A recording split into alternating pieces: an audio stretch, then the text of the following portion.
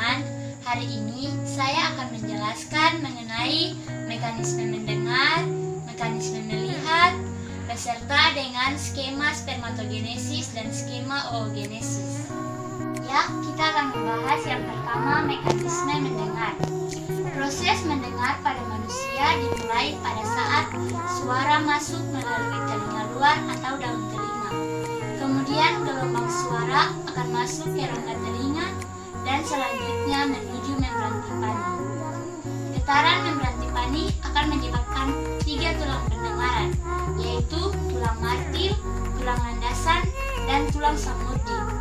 Kemudian getaran akan masuk ke telinga dalam dan diteruskan ke koklea, yang di dalamnya terdapat cairan limfa.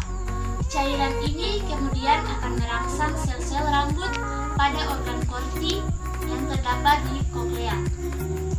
Getaran tersebut akan dikirimkan melalui saraf sensoris menuju otak dalam bentuk impuls. Otak akan menerima impuls dan menerjemahkannya sebagai suara. Ya, selanjutnya mekanisme melihat. Ya, guguran teman-teman, coba perhatikan animasi berikut ini. Kita dapat melihat dikarenakan ada cahaya. Tanpa cahaya, semuanya menjadi gelap. Untuk dapat melihat dengan baik, maka jaringan terluar mata harus transparan. Jaringan terluar tersebut disebut dengan kornea. Kemudian, cahaya akan melewati lensa yang berada di belakang pupil.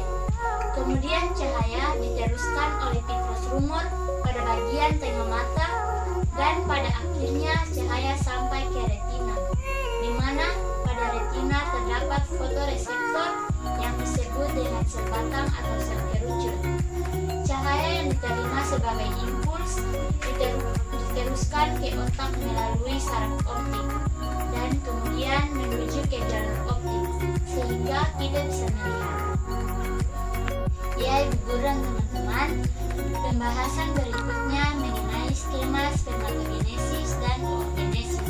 Perlu kita ketahui bersama, proses spermatogenesis merupakan proses pembentukan sel sperma, sedangkan oogenesis merupakan proses pembentukan sel ovum. Yang pertama, spermatogenesis. Perhatikan gambar skema berikut ini. Ya, guguran teman-teman, lingkaran yang pertama disebut spermatogonium. Lingkaran yang kedua disebut spermatosit primer. Kedua lingkaran tersebut ini berkromosom 2N atau diploid. Proses nomor 1 ke nomor 2 disebut mitosis. Lingkaran yang berikutnya, lingkaran nomor 3, disebut spermatosit sekunder. Proses nomor 2 ke nomor 3 disebut proses meiosis 1. Yang berikut lingkaran yang keempat disebut spermatid. Proses nomor 3 ke 4 disebut proses meiosis 2. Yang berikut lingkaran kelima disebut spermatozoa atau juga biasa dikenal dengan sel sperma.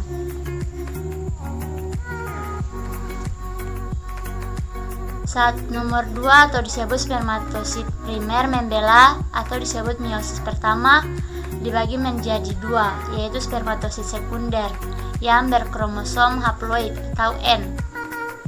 Kemudian spermatosit sekunder ini akan membela menjadi 2 bagian, disebut meiosis 2 yang menghasilkan spermatid.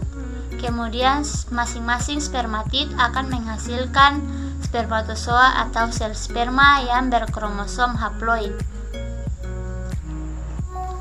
Jadi, proses spermatogenesis adalah proses yang menghasilkan 4 sel sperma.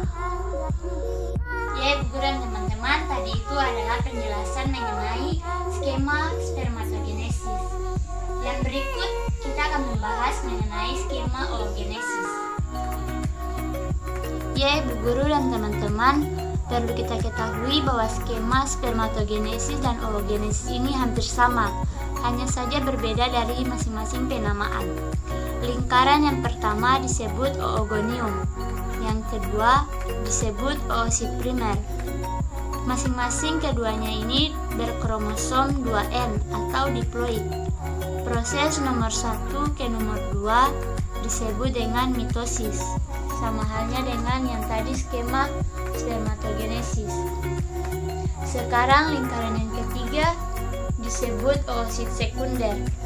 Proses dari nomor 2 ke nomor ketiga disebut meiosis 1. Gambar di samping nomor 3 disebut dengan badan polar, nomor 4. Kemudian oosit sekunder akan membela atau melakukan meiosis 2 menjadi ootit. Kemudian badan polar akan membela menjadi badan polar.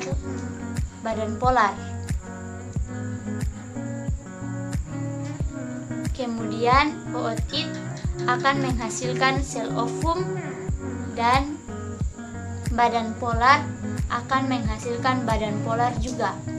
Jadi proses oogenesis ini akan menghasilkan 1 sel ovum dan 3 badan polar.